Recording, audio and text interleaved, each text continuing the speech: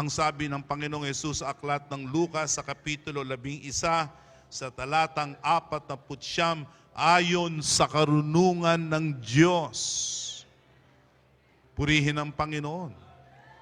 Ayon sa karunungan ng Diyos, magsusugo ako ng mga propeta at mga apostol.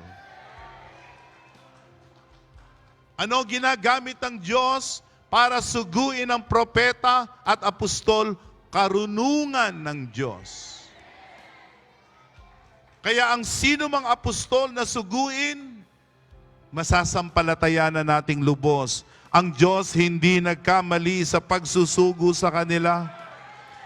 Kaya ang mga apostol at ang kasamahan ng mga apostol, sila ang may dala ng tinig ng Diyos. Yeah, totoo yan mga kapatid, mga minamahal kong mga panauhin. Ang tinig ng Diyos ay dala-dala ng mga sugo ng Diyos. Pakinggan nyo lamang ang sabi sa aklat ng 2 Korinto, kapitulo 5, sa talatang 20. In the book of 2 Corinthians chapter 5, verse 20, the voice of God is actually carried by the sent ones of God. Kami nga'y mga sugo sa pangalan ni Kristo. Waring namamanhik ang Diyos sa pamamagitan namin.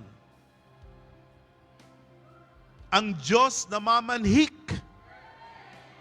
Namamanhik.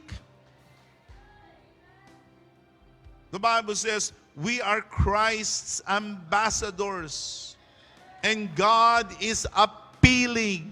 God is imploring us na mamanhik ang Diyos sa pamamagitan namin.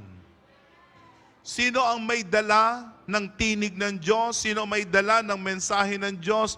Ang mga sugong apostol. Ang makinig sa mga apostol ay gaya ng ating pakikinig na sa tinig ng Diyos.